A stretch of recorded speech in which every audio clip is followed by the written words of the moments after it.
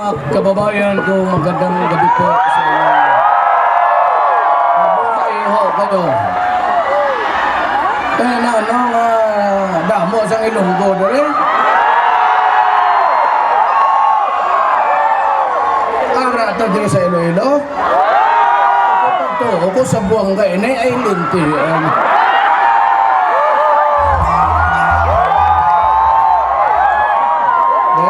Forgive me for ang utak ko tumatakbo ng pabaliktad Linti, You know, if you grow up in Mindanao, marunong ka mag-Ilonggo. For every 4 families, doon Ilonggo, agad po das Davao. Kadua, may kamay pa. Ito, pisot ka? Naman. Tayo mo nang biro namon. You know, we grow up in Davao City or Mindanao for that matter. Remember na maraming Ilonggo sa Mindanao. Kung sabihin mo lang about 3 million meron.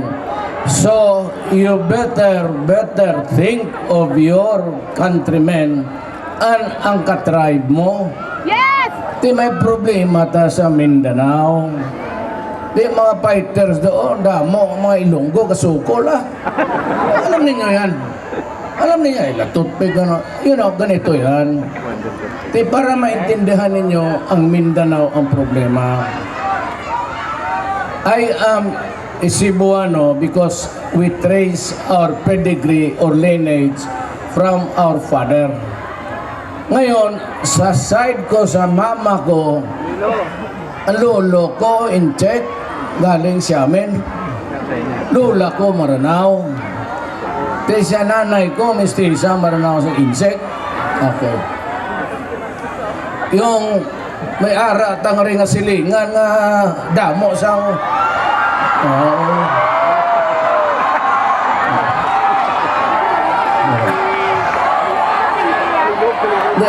karon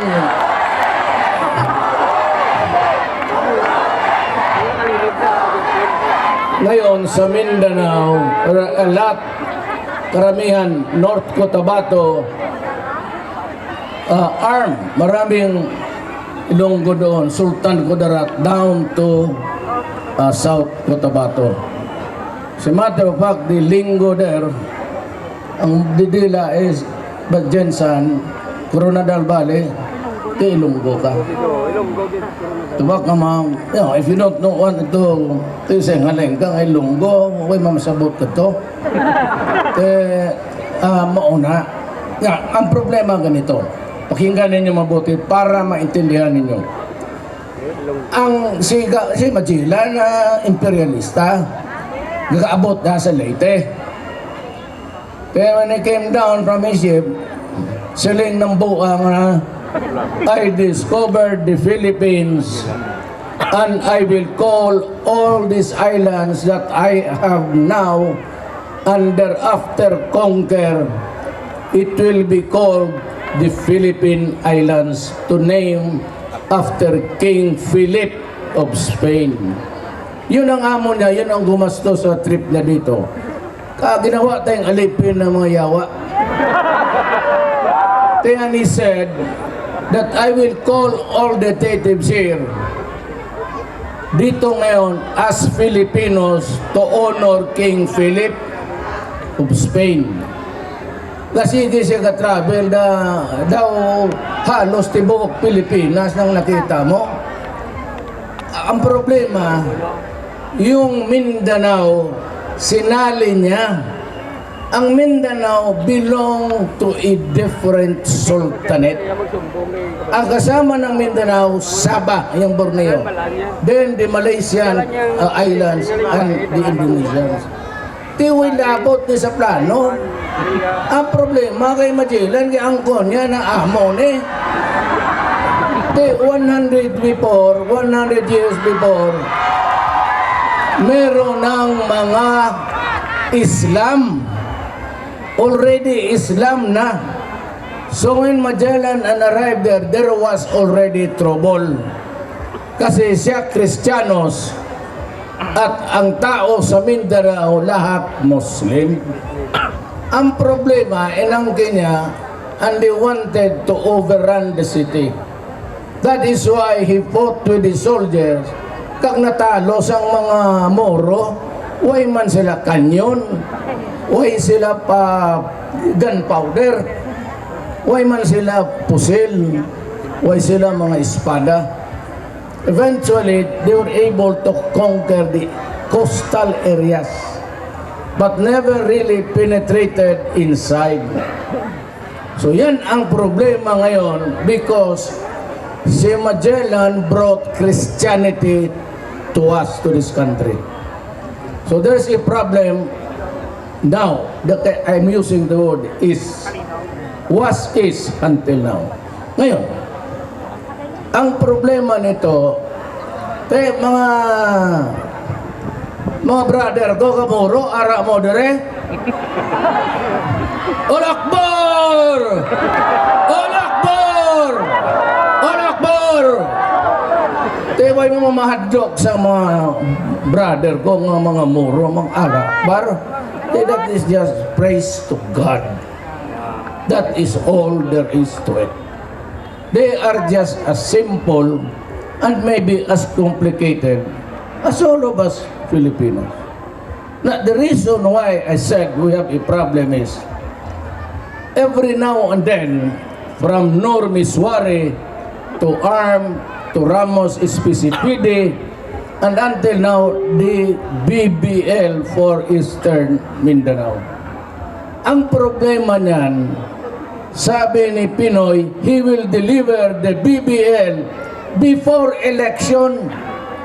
Teka, nagkawalaan ng honor si Murad. Remember that Murad said na he will go to war kung why BBL? We are nearing the end game. There is no BBL. And remember, Murad said he will go to war without the BBL.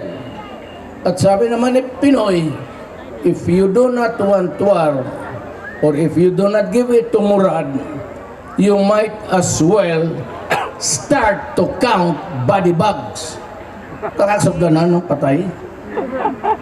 Teles ka pamangkot siya na there will be violence in Mindanao. The election na Murad lost his face. He's beating the drums of war. Way ko naman nakita ni Sinone nga kandidato talking about the seriousness problem of Mindanao. You know, this is the flag of the Philippines. Kapag duda ka mo nga mixed ako na ako loyalty na. Loyalty ko to, I am Rodrigo Duterte. I am a Filipino. I love the Philippines. It is the land of my birth. It is the home of my people. Gamito na to. So, what do we do? So, I went to Murad Darapanan camp, but I was not able to meet him. It was Japar who received me. I had a talk with Japar on the Central Committee of the MILF. And I said, you know, it's easy to go to war. Just pick up your gun and just start firing. But, look, you do not start a revolution when the election is just around the corner. We are nearing the end game, and do not go into a revolution that you might not be able to stop on time. For example, sileng ko sa, edi kung ako ang mapresidente, tagpatsyon mo ako? O patsyon ta ka? Sabi ko, you know, wala na tayong magawa. Tiway naman di solusyon na ara ng mga Kristiyanos kag mga Ilonggo arada diya sa North Cotabato. Ganun yan siya lah. Man, that's God's will kung ano ang mangyari sa mundo. And I told the Moro people, tayo, brother, huwag tayong maghiwalay-hiwalay. Bigyan mo ako konting panahon kung ako magpresidente. Kag maglingkod ako sa Malacanang, may istorya tang tarong Kaya ano magpatayan mo ta? Kaya mga Moro,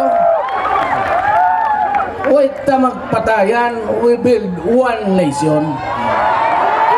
One nation, one government. Kag alis dan taning bulok ga gobyerno ning putang ina.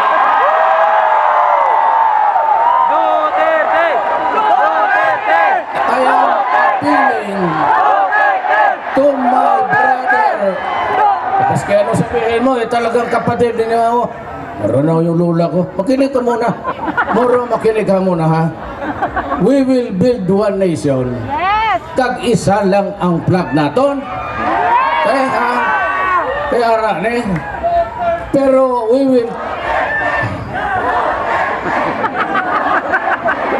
will correct the injustice committed against the Moro people. I guarantee you that. But there will be no war if you elect me as president because I will never allow it. We will only be one nation, one flag, and one happiness. Yan lang. Huwag tayo, it's water under the bridge yun kung sila Magellan. Wala na tayong magawa eh. Let us be realistic. And I said, we should love our nation. Puro tayo Malay.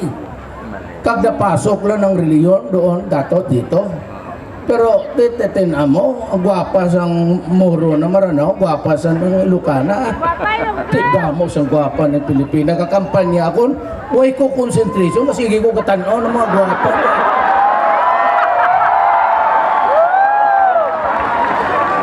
Tinuod, maghansik ako dalaga ng sakyan. Ito ang kamot ko, pagka kita ko, gwapa nga din ako buhay. Ano ang babae ka kagkag na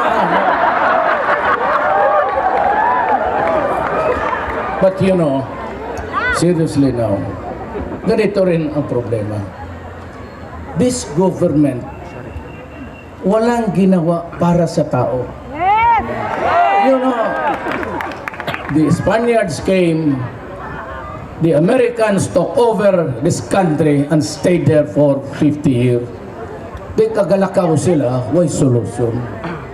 Di ang lulo ko sa Cebu, o to, ng Maranao ko na siguro, lolo, tayong lahat, despite or in spite of our radical differences, ng Maranao, di naman kasinabot sa Ilonggo. Ilonggo di naman kasinabot sa Ilocano. Ilocano naman kasibot ng Bicol. Di ba ito kong away? Linte nga our forefathers sacrifice and said, we will build a nation based on equality, brotherhood, and justice. Why justisya, kagaway brotherhood, kasi ang mga Moro, didribo lang ang bola.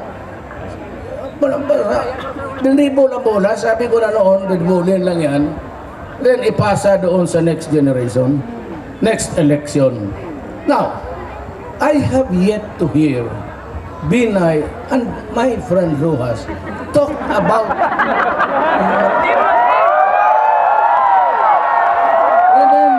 I was not, you know, matalo ako. After all, I never wanted to run. And during yung filing last year, you remember, October 16, I never went to Manila to file a certificate of candidacy. Way ko gusto. Ano pa problema? Sabi ko, may problema ako, tatlo. Una-una sa pamilya. Kangasawa ko may cancer, 3rd stage. Kaya one night, nagkausap kami, si Mayor, puro tulog. Sabi niya, doon sa ospital, Why ka na lang dalagan sang mayor? You just force your daughter to, kasi matanda ka na. Which is really true. Sabi niya, baka mauna ako, talagang may sakit ako. At least ang mga bata, mayroon pang tatay na maiwan na makausap nila. Although sabi niya, may paghinakit yan sa iyo dahil sa paghiwalay natin. Kaya sabi ko, hindi ako takbo. So, huwag ka magdalagan sa presidente, di ka mo daog. Ano sa ulo mo, nga, gamamang? Huwag ka man kwarta, huwag ka leader, lahat. Di nga ano magdalagan ka sa gusto yun ako, damo man sa hilong ko, amigo ko.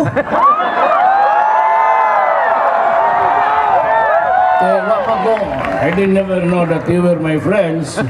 After all, I was just limited to my political ventures in Davao City. Ngayon, seriously, bakit ako tumakbo? Wala akong narinig sa dalaw. Huwag na yan yung babae, tabi mo na lang yan. Huwag mong galawin yan.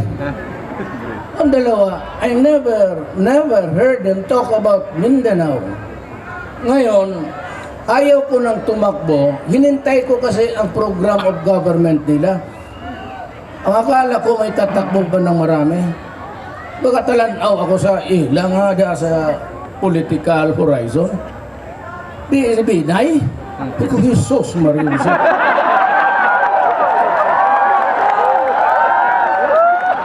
Kaya ako, I was elected mayor of Davao City 1988. It's now 2016. I am still mayor of Davao City. Pag na-congressman ako, first set, di ba ako kadalagan sa 4 times? Congressman ako, then I became a vice mayor to my daughter. Kagtong daughter nga kulatas ang sirip. Tawag na siya. Ganun yan eh. Tinitignan ko ito. Binay. Sabi niya, politika lang. Di okay. Kasi politika. Kasunod nga ang asawa nga, plunder po. Politika lang na, okay lang ang politika. Here comes the junior niya nga, mas grabe sa senior. Ito, diputa niya nga.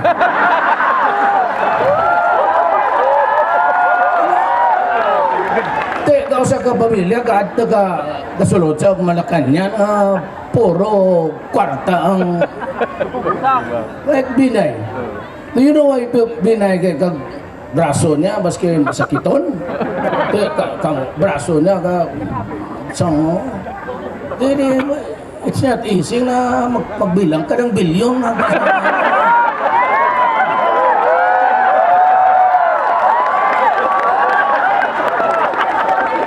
Rojas, because I am in his country home, I will not talk about him. Okay.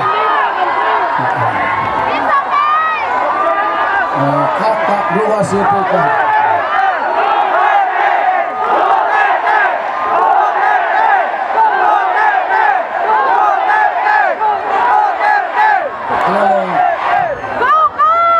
Rojas is a descendant of a great family. Problema, si Rojas, pwede yan sa bangko, chief executive. O totoo, finance, pero magasang tao, eyeball to eyeball. Kasi ang problema ng Pilipinas, baulinte. Patay ang Pilipinas. Di na lang ako makagsulti ng ano pa. Basta sabihin ko lang, di maulaw man ako. I do not want to degrade Rojas before you. But after all, so you just listen to me outside of Iloilo City. Total, marinig mo naman, may debate man kami. Yung Sunday na. Marara ka, preparar ka na.